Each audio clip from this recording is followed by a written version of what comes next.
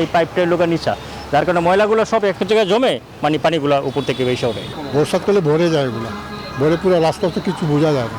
এই বাজার থেকে সব ময়লা, উপরের থেকে সব ময়লা ফেলা যায়। খাল উদ্ধার হয়, আবারও তা চলে যায় দখলদারদের কবজায়। বর্জ্য ফেলা হয় পাড়ে, যা আবারও গিয়ে মেশে খালের ভেতরে।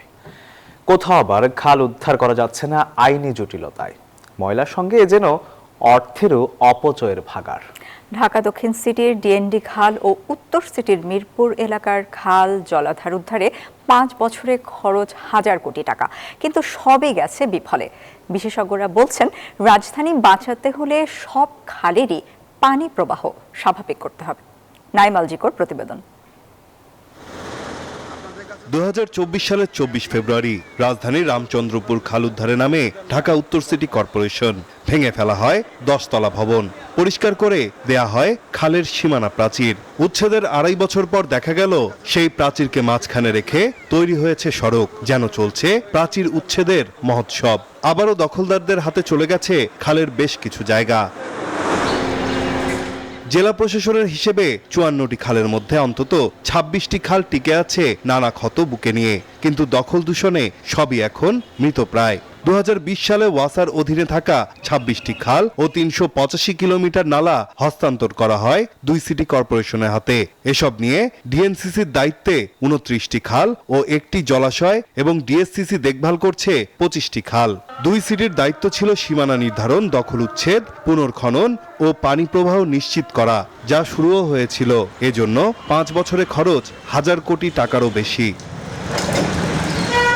এই প্রকল্পের কাজ অনুসন্ধানে মিরপুরের পল্লবী সি ব্লকে নিউজ 24 টিম। দেখা যায় খাল এখন বর্জ্যে ভরা, পলিথিন আর গৃহস্থালির ময়লায় বন্ধ পানি প্রবাহ। খালের ওপরই গড়ে উঠেছে দোকানপাট ও বসতবাড়ি। এই পাইপটার লোকের নিচা, যার কারণে ময়লাগুলো সব এক জায়গায় জমে, মানে পানিগুলো উপর থেকে বেশি ওঠে। বর্ষাকালে ভরে যায় এগুলো, ভরে পুরো রাস্তা তো কিছু বোঝা যায় না। এই বাজার থেকে সব ময়লা, উপরের থেকে সব ময়লা ফেলা যায়। অবৈধভাবে রূপনগরের ঝিলপাড়ে গড়ে ওঠা বস্তির কারণে বাধাগ্রস্ত হচ্ছে পানি প্রবাহ। একটু বৃষ্টি হলেই ঘরগুলোর অর্ধেকই থাকে পানির নিচে। জিলের উপরে দাঁড়ায় আছে, বর্ষাকালে আপনি পানি উঠে পানি উঠে যেমন লইরা চুরে এমনি এমনি কষ্ট বিষ্ট হইরা থাকি। অসুখ বিসুখ হইলেও এত টাকা ভাড়া তো থাকা সম্ভব না। দীর্ঘদিন পর পরিষ্কার হওয়া রামচন্দ্রপুর খালেও রয়েছে সমস্যা। খাল পরিষ্কার করে পাড়ে ফেলা বর্জ্য বৃষ্টিতে আবারও ফিরছে খালেই। বৃষ্টির পানিতে যেটি ধুয়ে নামে, মানুষের খালের যত ময়লা, রাস্তার যত ময়লা, সব ময়লারই এই নিচে নামে। এটি সব এই যে দেখেন সিটি কর্পোরেশনের জায়গায় যেটা এই পর্যন্ত আপনার খালের সীমানা। এখন এই যে ময়লা ফালাইছে, এইখানে মনে করেন জায়গা বাড়ছে, এখানে একটা দোকান তৈরি করে দিয়েছে বা একটা রুম তৈরি করছে, খালটা দখল হয়ে গেল। সিটির প্রশাসক জানালেন, দায়িত্ব নেয়ার 2.5 মাসে যতটা সম্ভব খাল খনন ও পরিষ্কারের চেষ্টা চালাচ্ছেন। কিছু কিছু জায়গায় একদম টোটালি মুখ বন্ধ হয়ে গেছে। আমরা এক্সকেভেটর দিয়ে সেগুলি খনন করছি অলরেডি, আর কিছু কিছু জায়গায় এমন একটা জায়গা সেখানে এক্সকেভেটর যেতে পারছে না, সেখানে আমাদের অ্যানালজি করতে হয়। তো এই বিষয় নিয়ে আমরা অলরেডি পরিকল্পনা করে রেখেছি।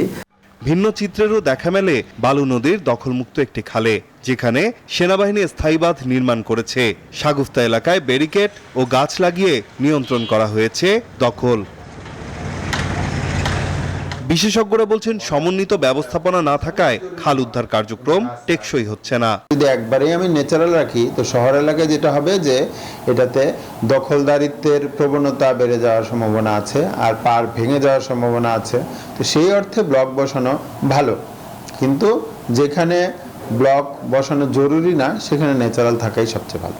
টেকসই ব্যবস্থা না নিলে সামনের বর্ষায় ঢাকার জলাবদ্ধতা আরো ভয়াবহ রূপ নিতে পারে বলছেন বিশেষজ্ঞরা বলছেন, এই খালটিকে মডেল হিসেবে ধরে রাজধানীর অন্যান্য খালগুলো যদি পুনরুদ্ধারের পর পাড়গুলো স্থায়ীভাবে বেঁধে দেওয়া যায়, তাহলেই অসাধু চক্রের হাত থেকে বাঁচানো সম্ভব রাজধানীর জলাধারগুলোকে। নাইম আলচিকো, নিউজ 24, ঢাকা।